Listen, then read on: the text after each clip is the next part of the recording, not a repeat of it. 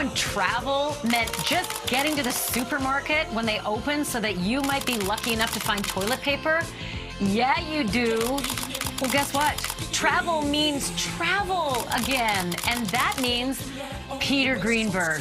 He's the travel detective, and he's joining me on getting out, staying safe, and everything else that has to do with living again. Straight ahead on Banfield. And later, she went from cheerleader to New York City club kid to award-winning actor, and along the way landed roles with Hollywood royalty like Michael Douglas, Alan Arkin, and Jane Seymour. Now, Lisa Edelstein is flexing her Kominsky method muscles as a pill-popping wild child, and she is not afraid to show it. That's all tonight on Banfield.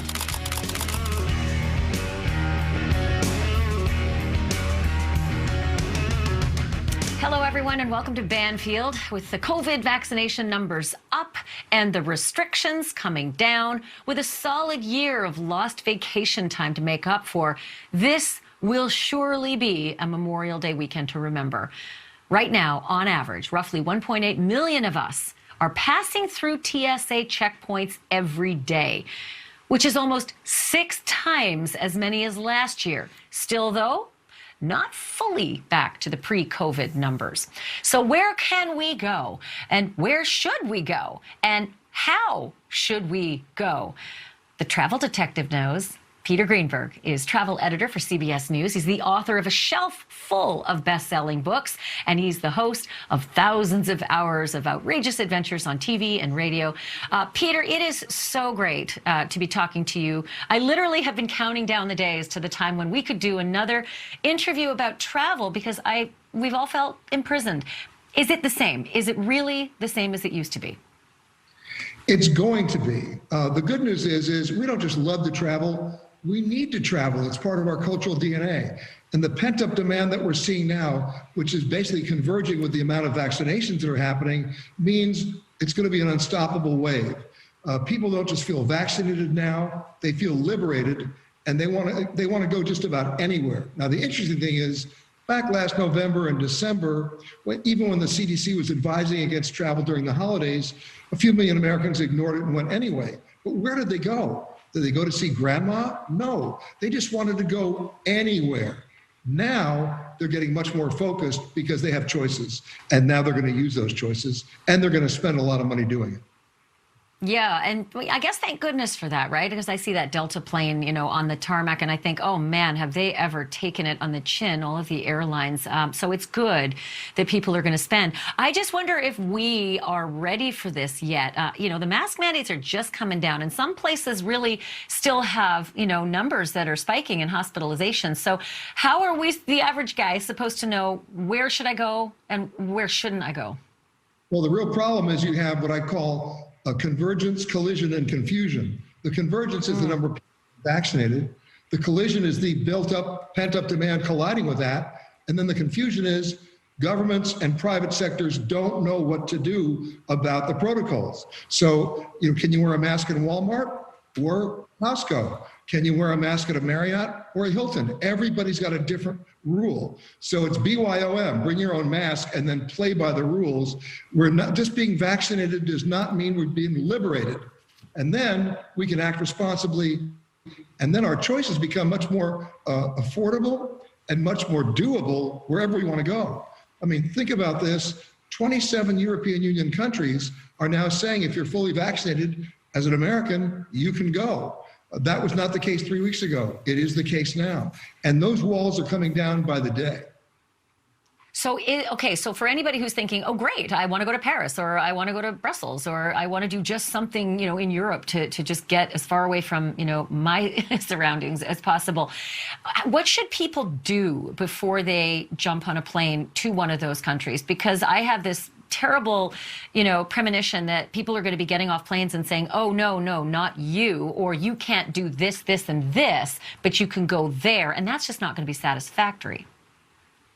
Well, just because a country is open to Americans doesn't necessarily mean they're not in lockdown. I mean, Greece opened up just last week on May 15th, but they're still in lockdown. So is Turkey. Now, what does that mean? You can still go. You don't have to quarantine. You can move around freely. But about 9 o'clock at night, everything shuts down until 5 o'clock the next morning. So you just have to adjust accordingly.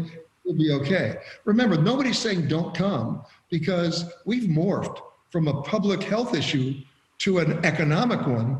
And the economic power of travel and tourism is such that no country wants to be without a summer of revenue. And that's what you're seeing right now. One by one, they're opening up regardless of the vaccination levels in their own country. But it's about the vaccination levels of the people who are coming to visit that will make the difference. Yeah, I'm so glad you just said that, because I'm sure a lot of people are, if they're going to make a plan to go to Paris, they want to sit on that outdoor cafe until 11 or 12 or midnight or 1 a.m. And wow, they would need to know that that may not be the case everywhere they go. So buyer beware, I guess. I'm Canadian, and every year I do the pilgrimage back to be with my family. And this year, that country is not easy to get into. And even if you get into the country, it's really easy to travel between, or it's not easy to travel between the provinces. Like if you want to go between Toronto and Montreal, forget about it. Well, remember, the land borders have been closed for a while, and every month they say they're going to open the next month. They just announced yesterday they're opening again, maybe a month from now in June 21st. Their sea borders, their ports have been closed from last year, and they're not expected to reopen until February of next year. So yes, Canada's having a problem, and that's going to continue until, here's my prediction, the United Kingdom opens their doors, because the UK is still the holdout in Europe. Remember, they're no longer part of the EU, Brexit. What they're doing is they're going to say, probably in the next 2 weeks, that they are going to open their borders to fully vaccinated Americans. Once they do that, the US reciprocates and allows fully vaccinated Europeans to come to the US. That'll probably happen when President Biden is in Europe for the NATO meeting. And once that happens, Canada is going to have to come to grips with that and open those borders around the middle to the end of June. Yeah, they're going to have to get their vaccination numbers up. I only focus on Canada, folks, not because I'm Canadian, but because that's a trip you could make, by driving. You don't have to get on a plane if you want to go to something exotic or get, into a different country. But their vaccination numbers are really bad. They haven't vaccinated that country, and there's just not enough available at this time. Hopefully, changing soon. So let me switch gears a little bit to the idea of traveling and then coming back. So if you're traveling within the U.S., we get it. It's pretty easy to know the state recommendations. But if you go overseas, or you do get into Canada and you want to come back, is the United States going to put any quarantine restrictions on returning Americans? Because we don't want those numbers going back up. Right now, the answer is no. Right now, the answer is you do have to take a COVID test within 72 hours of your return trip to the U.S. It's got to be negative. Then you can come back. And that'll stay in place even if you've been vaccinated. So just because you've been vaccinated doesn't mean you get to come back without the test. You're going to have to take the test, and that'll most likely last throughout the end of this year. So one of the things that I noticed, because on occasion, I think all of 2 times in a year, I got on an airplane, and I believe I was wearing a Tyvek suit with goggles and everything. But I did notice that the airlines really changed everything, changed fees, flexibility, all of that became essential to their survival. I wonder, once we as customers and consumers get those treats, we're not prepared to give them up. Are we going to have to give that stuff up? The airlines have they've been having bad habits, and they're about to go back to them, I'm afraid. Remember, prior to the pandemic, we were living in the home of the brave and the land of the fee, and it's going to come back again. They've already started with ticket change fees on basic economy tickets. American Airlines has put bag sizes at departure gates, and if your bag doesn't fit, that's another $35 or up. You're going to start seeing some of that come back. Let's be real here for a second. As I'm speaking to you now, American Airlines, I'm just giving you one example, is losing about $21 million a day. Now, relatively speaking, a year ago, they were losing $100 million a day. So it's getting better, but they've got to get their revenue back. That's why Delta's no longer, blocking the middle seat. They're selling all the seats. And we're coming up on Memorial Day weekend. Every flight's going to be full. The airfares are rising between 7 and 10% a week, and that's compounded. I'll give you an example. 8 weeks ago, I flew from LA to New York, and the airfare was $90. The airfare today is $600. So I failed math in high school, but I can do basic arithmetic. the fares are going to continue to go up. Yeah, that's more than 6 times. Now, I get it. Pandemic was changing rapidly, so I get that they would change their fees rapidly. But I do want to ask you this. They have suffered more than a year of the kick to the gut in revenue. They need to recover that. They have probably got into a lot of debt in certain areas of this industry. And I wonder if we, who have also been suffering without jobs, etc., are going to have to pay that piper, meaning $600 for your ticket is only just the beginning. Should we be expecting that to double? We can expect it to go up even more. Doubling, I don't think so. It will reach a stable point, relatively speaking. But keep in mind, there are still bargains out there. You have to be strategic. Don't go for the primary airports. Don't just go to San Francisco, go to Oakland. Don't just go to Boston, go to Providence, Rhode Island. Don't just go to Chicago, go to Milwaukee. Don't just go to LAX, go to Ontario. You'll find better deals there. And here's the big irony, Ashley. The great bargains right now are international flights. A business class seat on many flights to Europe is actually about the same as a coach ticket on some of the transcon flights. So think strategically, think 330 days out, not just next week or July 4th, but for the rest of the year and into next year, and you'll find the bargains. Okay, so for people watching right now who think, thank God for Peter Greenberg, I'm finally going to get, that ticket to Munich, if they do get on one of these transcontinental flights, they're big, usually, big jumbos, and they are jammed now with middle seats, etc. Even if they have 1 or 2 vaccines, should they be worried about being in close quarters? I mean, closer than a sports, arena, with all those people for such a long period of time? And if the answer is yes, is just a mask going to be okay, or do you have to do something more? Well, first of all, even when they block the middle seat, you were in close quarters. Airline cabins and social distancing are mutually exclusive items here. So even if the middle seat was blocked, the separation between you and the window seat and the guy in the aisle seat was only 2.5 feet. So, and the separation between you and the guy behind you who just sneezed was only about 14 inches. So you want to wear a mask, or as I do, a double mask, you're going to be fine for another reason. The air circulation systems on airplanes are excellent. They remove more than 99.4% of the particulates and the bacteria. And what people don't really realize is that air is recirculated every 3 minutes. It comes in from the outside of the plane, it's heated through the engines, it comes into the plane and is purged every 2.5 minutes. That's a pretty good deal. And if you look at the air nozzle above your head, turn it up full and make sure it's blasting on you, not away from you. That's your protection. I have no problem getting on a plane because of it. Oh, that's smart. I actually didn't think of that. Put the nozzle on high and blow it straight at you. And do just sort of repeat a bit of that for me, because I was always suspect every time I heard the statistics about airplane circulation and the air. I kept thinking, yeah, but it's still a really small space. So is it true when they say airplanes can actually be some of the cleanest air? It's way better than being in a restaurant, say. Is that actually true? Oh, it's definitely true. I mean, seriously true. And they've had these systems on board for years. They even had them on board when you had smoking and more smoking sections. But now it's even better air. And the circulation is the key. It's purged out every 3 minutes. And you can't get better than that, literally. Okay, I'm laughing inside only because you said smoking sections, and there are only some audience members right now who are going to have any knowledge of what you just said. Smoking sections? Was he crazy? Yeah. It's true, folks. There were smoking sections, and I even see some of those aircraft on occasion with the ashtray still in the armrest. Okay, Peter, stand by for a second. I have a gazillion more questions for you, and I want to turn our attention a little bit towards like places to stay, like Airbnb. Because the guy who runs Airbnb had a lot to say this morning about how that business is really changing, and it might be for the better for us. So we're back with Peter Greenberg in just a moment.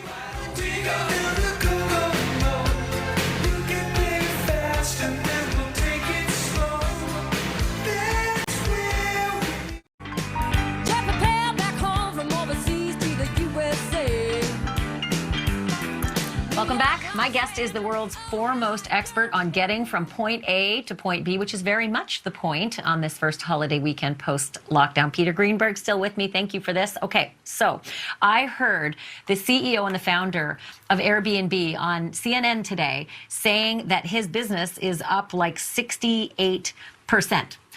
And the borders aren't like, not all the international borders are all open, and not everybody's traveling to big cities. But like he said, it's a really, really big spike in increase. So he is looking at flexibility as a really new direction for Airbnb, meaning we need to know that we can cancel or change or it's really about the customer's needs. Do you see that as being kind of the new push to the travel industry and making sure that the travel industry gets the juice that it needs to get going? Well, the big fallout from the pandemic was the most number of complaints ever filed with the U.S. Department of Transportation was refunds, the inability of travelers to get their money back when the trips were canceled. And we're talking a huge number of complaints. There's still $10 billion in passenger money that has not yet been refunded by the airlines to passengers. And the same thing applied to Airbnb or VRBO, where owners held on to the money. There was nothing in the program that they had to allow for that to come back. People didn't really want to get credit vouchers or gift certificates that they couldn't use. And we're still dealing with that today. There may be legislation pending on the U.S. Congress about forcing the airlines to give back that money, or coming back with an escrow point of making sure that when you give money to anybody in the travel industry, that money stays in an escrow account until you actually use the service or take the trip. So when he's talking about being flexible at Airbnb, it's because they had complaints as well, and that's something that the entire industry has to deal with relatively soon. Yeah, do you think that he wouldn't commit to the answer, and I really wanted him to, that he wouldn't commit to the question, should the hosts be allowed to demand of their guests, you can't stay in my home unless you're fully vaccinated? Do you think that should be something he needs to commit to? Well, I won't even make it just about him. It's about the industry itself. You're seeing right now, cruise lines saying, you can't get on the ship unless you're fully vaccinated. We're seeing airlines like Qantas in Australia saying you can't even make a reservation until you can show proof of vaccination. It may not be a government deal. It may be private sector leading the way here, and it may even apply to your dry cleaner, your supermarket, your movie theater, or anywhere else. Case by case basis, because people are still very uncomfortable about large public gatherings or any gatherings, what for that matter, if you don't really know the status of the people you're with. It's funny, I was just looking at those vaccination cards, and I have that. I have my double vax. I have it in my wallet. I'm waiting for someone to ask me. No one's asked me ever. I don't get out that much, but a lot of people are talking about these vaccination passports. And when it comes to travel, should we now expect to grab your passport and your vax passport? Well, whether or not there's going to be a passport is open to question, because right now there's no centralized set of standards to be able to read these passports, to verify them, to update them, to make sure that they can't be forged, and even more important, the data. Who's going to share it and who might even sell it? And that's why I'm thinking it may be a private sector issue. There's no government rule that says you have to be vaccinated to get on a cruise ship, and yet there's guidance from the CDC. But there is a rule now by the cruise lines themselves saying you got to do it. You're going to start seeing this happening. So I don't think there's going to be a one-stop shopping when it comes to a vaccination passport, but different regions of the world may issue their own that will be acceptable only in those regions. But it might be an idea just to have that vax document with you just in case. And I get it. I think that's very personal, right? It's not a HIPAA violation because it's not a government agency disclosing that information, but to be asked for your medical record, it does feel heebie-jeebie-ish, but I understand it's a pandemic, it's public health, right? And yet, Ashley, if you want to send your kid to camp, you got to show that he's been vaccinated. So, yep. And that was pre-pandemic. The bottom line here is if you're going to get those vaccination cards, and I have mine as well, do yourself a favor, photocopy them 3 times. Keep one at home, keep one in someplace other than your wallet, and give one to your companion or your significant other who's traveling with you. Because even if you put it in your phone, I'm one of those old school guys that I'm just waiting for my batteries to die. So you want a hard copy. Ha, you're like me. I panic about something going wrong with my phone when I'm at check-in, and that's the only, boarding pass I have. So I do back it up with a piece of paper, and I feel like everyone thinks I'm old when I do that. Okay, another question for you. I have to say that when I got on a plane during the pandemic, there was one bright spot, and that was that I felt like the tray table in front of me and the seat rest and everything else were clean for the first time ever. Because I am so grossed out by everything about airplanes. It's just going to sound gross, but the urine that's tracked from the bathroom all the way through the planes to the seat in front of you, under the seat in front of you, where you put your bag and all the rest. Should we expect that these new sanitized situations that we've been living in, is that going to go away on airplanes, or are they going to stick with the cleanliness standard? My guess is they're going to stick with it because it's a marketing advantage. The passengers today are much more focused on the process of travel as opposed to just the product. And they want to know what went into that plane before they got on it. Same thing with hotels. You want to know who's been in your room before you got there and who's going to be coming into your room, if anybody, while you're there. So that wasn't the case, 16 months ago, but it's definitely the case now. And any airline that lets that drop is going to lose market share. Yeah, I would think so. I mean, it is a really nice thing to see those devices and those cleaners coming on board and doing that. Normally, they just pick stuff out of the seat pocket in front of you, remember? And you'd be like, that's it? Nothing else? Like, those were dirty Kleenexes that the guy before, right? I'm not the only one who feels this way. I see moms with babies getting on planes and taking Sani wipes well before pandemic. So do you really think that, eventually, Peter, do you really believe they're going to keep up this incredible regimen of cleaning these planes?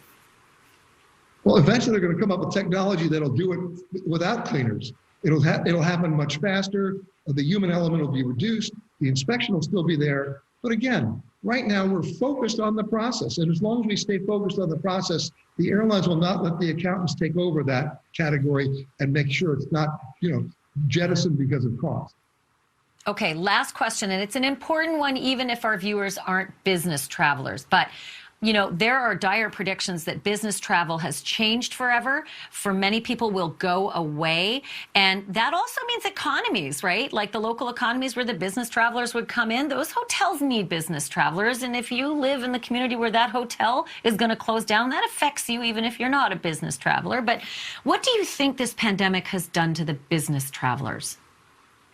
It's redefined it. So it's not going to go away, but it will be redefined. I'll give you an example.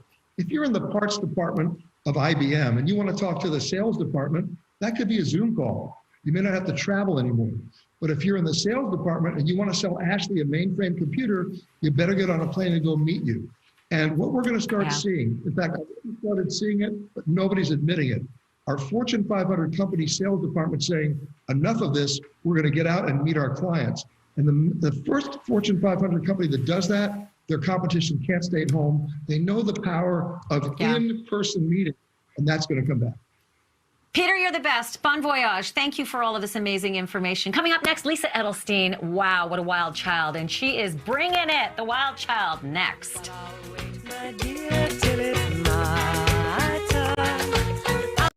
Everybody was dancing in the moonlight, You probably know my next guest tonight, Lisa Edelstein, from her role as the free-spirited, drug-addled wild child Phoebe on the Netflix hit The Kominsky Method. I just put my 45-year-old daughter in rehab for the 8th time. I don't want to be here! Just keep going. But Lisa's story is even crazier than her character Phoebe's, or maybe not.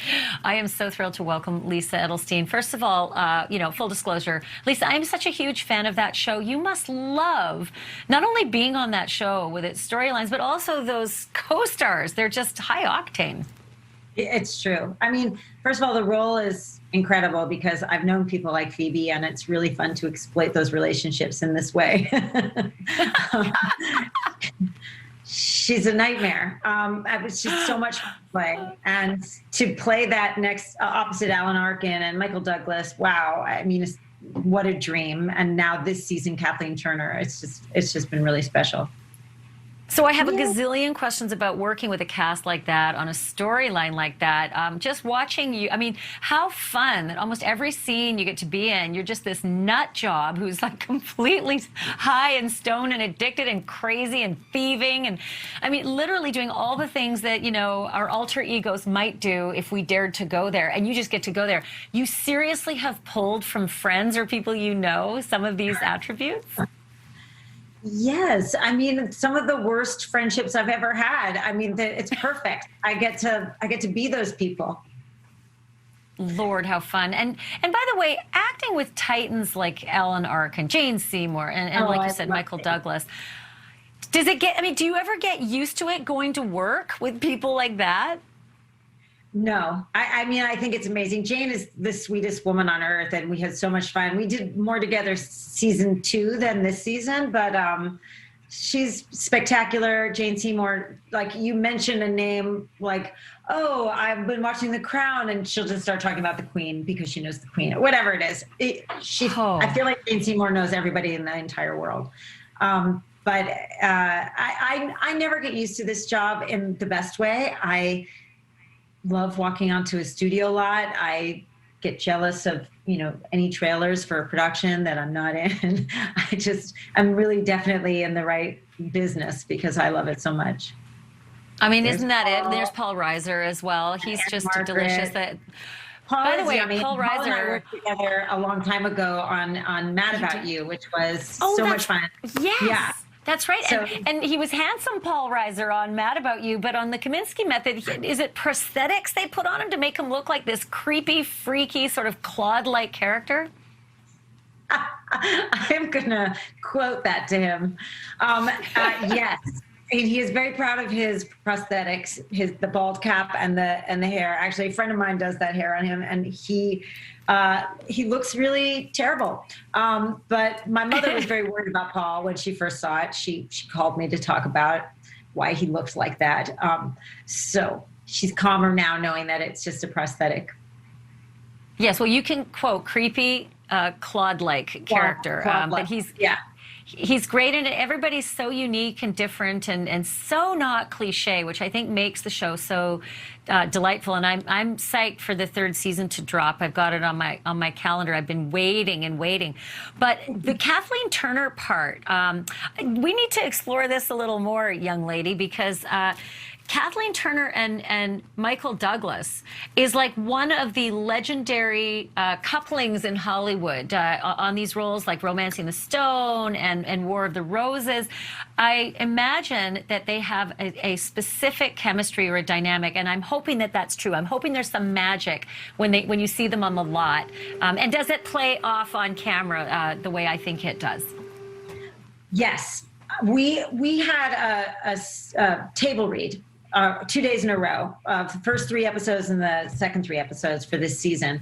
And that was the only time we were all together in a room, because since we shot during COVID, basically we would shoot a scene and then go into a room by ourselves and not allowed to talk to anybody. That way there would be no spread should somebody come to work sick without knowing it. So that was really the only opportunity I had to really see what Kathleen and Michael were up to. And it was amazing. It actually felt like I was in class. Just watching them work together was the coolest thing in the world. They're both, you know, acting styles change throughout the decades, and they have actually been consistently acting throughout those decades. So they have sort of merged all those ideas in their long careers, and what they do is really extraordinary. I would think it would be hard to be in a scene with them, because I would sort of stupidly, like, my jaw would drop and I would lapse into, you know, fan viewer and forget, oh, I'm in this, I need to work. I would think it would be tricky. It's not like that. It's more just the quality. You hope that the quality of your work is up to par next to people like that. Oh, how scary. No pressure. But I guess you deal with it, right? And like you said, you learn from it. Hey, I want to show this clip. But before I show it, I was like just sort of, I was devastated to learn that in the upcoming season, your dad, who's played, you know, by Alan Arkin's character, actually dies. And I was So sad. But what's funny, if I can say that, is that you sort of dig in there and it's all about the inheritance. So what a way to turn a tragedy into hilarity. So let me play that quick soundbite. I want to ask you on the other side about it. Take a peek. You've been a good friend to my dad for many years and like a second father to me. So I hope that you know I'm coming from a place of love when I tell you your services as an executor are no longer required. You're fired. You can't fire me. Though I wouldn't be too sure about that. Oh, I actually am. Call your dad's lawyer and ask him. I will. Go ahead. Perhaps I will have my lawyer call my dad's lawyer. Who's your lawyer? Someone you shouldn't mess with. Nice, Mom. I cannot wait for this. If I remember correctly, in one of the first or second season, weren't you rifling through your dead mother's closet to get her expensive handbags? Yes, I tried to steal her Birkin bag. And my That's what dad I caught me remember, getting out of the house. So it's a continuation of that theme, that you're basically in it for what you can get. Is that correct?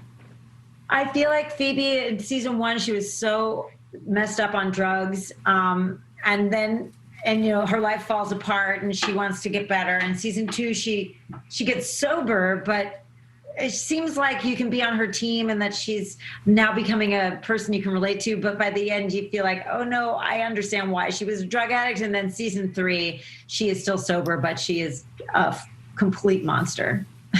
Well, you've certainly worked with some hardcore comedic talent. And by the way, when we come back after the break, we're going to talk about some of the other amazing talents you've been with, like Larry David, Hugh Laurie, Ben Stiller. I want to know all the behind the scenes stuff of working with all those people and having that much fun. Back with Lisa Edelstein after this.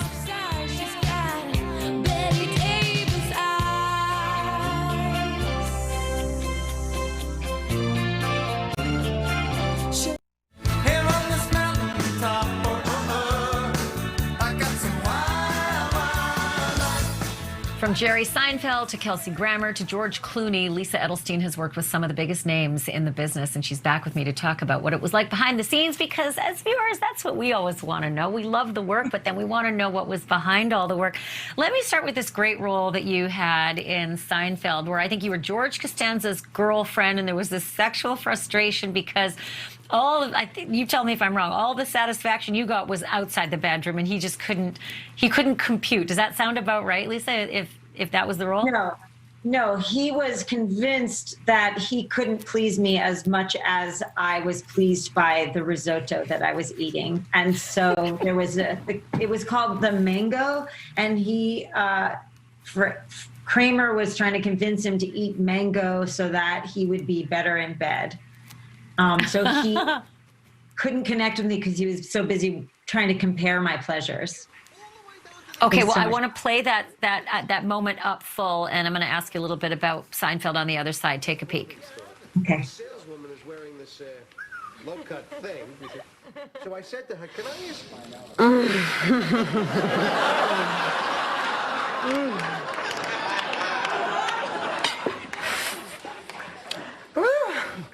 You seem like you really enjoyed your risotto.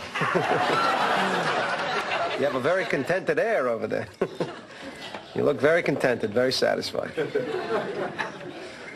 Are you satisfied? I'm very satisfied. I'm sure if you weren't satisfied, you would probably say something, wouldn't you? I probably would. But then again, I'm an enigma.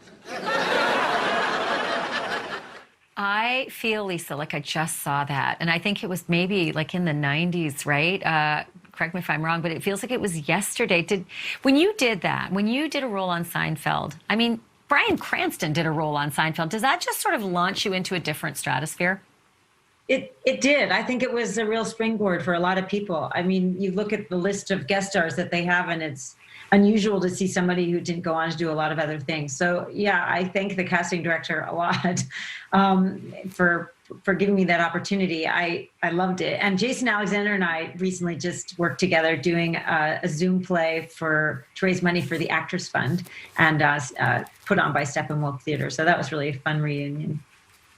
So then you get this fabulous role, Dr. Lisa Cuddy on House, aside Hugh Laurie, who's another spectacular actor. And we have this great little clip that we want to show. This is not so much your acting as it is all the stuff that didn't go right, because it's really adorably funny. So take a peek. Gotta fire Stacy. Oh, yeah, I'll get right on that.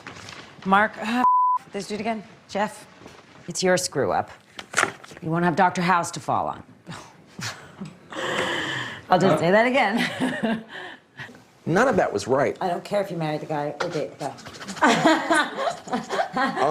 So much Put was. it back in my. So much was. Even that wasn't right. The press is all over the Jeff. I don't even know his name. What's his name? I feel like there's one of those magazine things. Stars, they're just like us. Because when that happens, I mean, it sounds like you guys are just great with it. Like you're fun-loving, and it's just, oh, well, just another day on the set. Let's just do another take. And there's no angst, no anger. No, you're putting us behind the clock, and you're costing us money.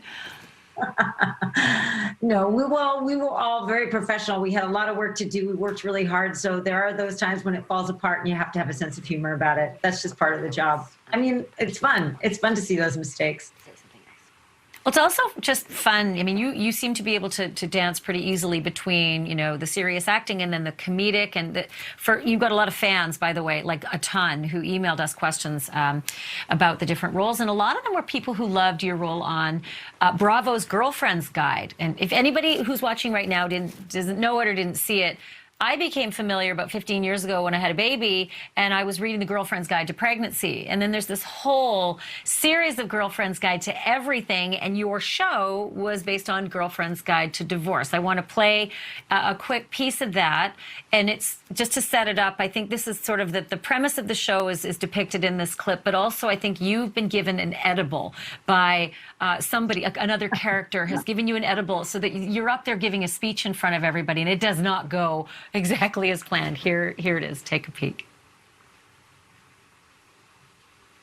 This town is all about youth. I want you out today, now. As long as you get to cavort with a married man at school. If he would just die, it'd be so much easier. Oh my God, wanting your husband dead? Your book sales are way down. I'm sorry, but we think the Girlfriend's Guide franchise is dead. Dead? In one moment of TMI, I basically destroyed my life. Here's the upside. It's over with Jake. You know you can move on. That just looks like so much fun, I have to say. But that whole idea of you on edibles in front of an audience saying, I just wish he died. Did you know about that whole Girlfriend's Guide franchise before you jumped into that show? No, I didn't know about it. But Vicky Ivine, who is the author of the original books, she had met Marty Noxon, who created the show. So I, of course, got to know both of them quite well when we started. It was great. It's one of my favorite roles for so many reasons. Just being given the opportunity to carry a show like that was amazing. And being able to do a real dramedy where we had the highest of laughs, the highest of highs and the lowest of lows, was really remarkable. So I'm so grateful that people are enjoying it. It's now on Netflix. You can still see it. And I think it's had even a bigger life on its second life on Netflix than it ever had the chance to do on Bravo. So I'm really happy about that. Do you notice or love the difference, or maybe I'll ask you to pick, the difference between acting on a show for network television like Seinfeld, where so much is off limits, and then something for a cable show like you did on Bravo with The Girlfriend's Guide to Divorce, and then you get into streaming where you can just, Mars is the limit, right? Do you have a preference? Would you steer yourself towards certain projects because of that? I think that all of television is changing. Seinfeld was on so long ago. The 90s were very different, a very different time. I mean, it was really pre-internet the way we know it. So I think that network television is really pushing the boundaries as much as they can. So it's become a much more engaging storytelling happening on network television than there used to be. But certainly being on cable or being on streaming has a lot more freedom. To me, it doesn't matter. It's whatever the writing is. If it's great writing and it's an interesting story, you put yourself within the boundaries that you need to be in, and then you tell your story. I mean, sometimes those boundaries can make the storytelling, it can enrich the storytelling. You never know. But as you say, Seinfeld, you didn't see nudity and there weren't swear words, and it was the greatest thing to ever hit entertainment. Okay, we're going to take a quick break. When we come back, my grandmother was still very upset that I was in bed naked with George Costanza because she couldn't understand that we were not actually naked under the covers. There you go. Grandparents, gosh. I've got questions from viewers when we come back, and also I'm going to ask you a very telling question about who your ideal dinner partner would be if you had that opportunity. So you have the commercial break to think about it.